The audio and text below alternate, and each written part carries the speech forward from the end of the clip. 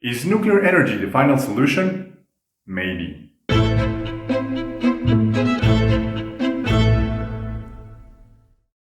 Welcome to a new episode of the Green Up Tribe, your green energy channel. The world's first nuclear reactor was the Chicago Pile 1, created by Enrico Fermi and his team as part of the Manhattan Project, the one that developed the first nuclear bomb. But the first full-scale nuclear power plant was Calder Hall in the UK. It had two purposes: to produce electricity and plutonium for Britain's weapons program. There are two ways to release nuclear energy: by fission or by fusion. In fission, basically you have one isotope nuclei and you split it into two or more nuclei, releasing energy in the process, a lot of energy. Uranium-235 is the most used fuel for fission. If you bombard an uranium-235 nuclei with a neutron, it will momentarily turn to uranium-236, and then it will split into smaller nuclei, some free neutrons, and heat. The released heat can be used to produce electricity or a nuclear explosion depending on certain parameters. When you hear about nuclear power plants, atomic bombs, nuclear submarines, they are all applications of fission. But then it comes fusion. In this case, two nuclei fuse together to form a bigger one, also releasing a lot of energy in the process. The most important example of a nuclear reactor is the sun. Every day, 600 million tons of hydrogen are converted into helium and energy by nuclear fusion reactions inside our star. Apart from releasing 4 times more energy than fission, the fusion reaction does not produce long-lived radioactive elements, and hydrogen, deuterium, and tritium needed to fusion reactions are abundant in Earth to power thousands of years. Actually, hydrogen is the most abundant element in the universe.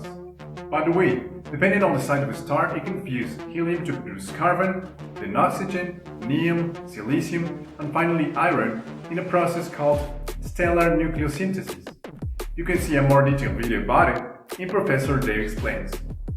But if fusion is so convenient, why aren't we full of nuclear fusion power plants around the world providing clean and almost unlimited energy? Because it's not as simple as it sounds. It's not that we cannot achieve fusion. Actually, this guy, Taylor Wilson, built a fusion reactor in his garage at the age of 14. And there are several DIY fusion reactor projects around the internet that we may try someday. And thermonuclear bombs or hydrogen bombs, like the Tsar Bomba, which produce the most powerful man-made explosion in the world, use a second-stage fusion reaction. The problem is energy balance. The sun's core is around 15 million degrees Celsius and under enormous pressure, so fusion occurs naturally.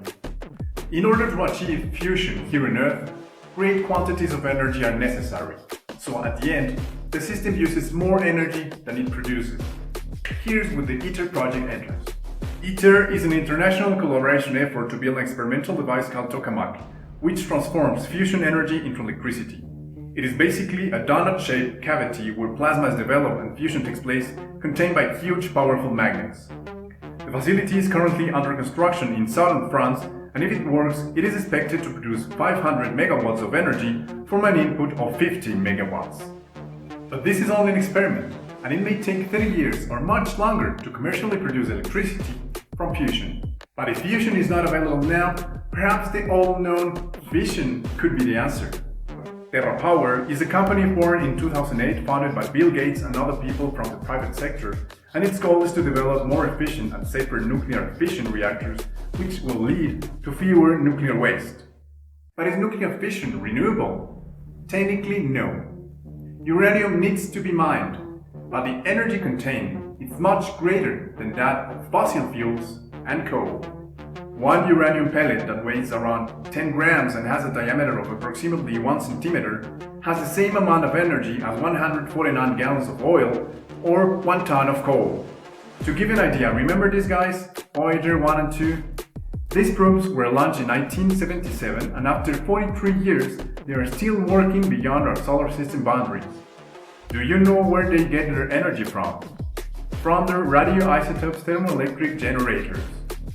Yes, they have small plutonium nuclear reactors to power their electronics, and they have never been refueled. I hope this was an interesting video for you. Push the like button, subscribe to the channel, And we will see you in the next episode of Green Lab Prime, your green energy channel. Bye.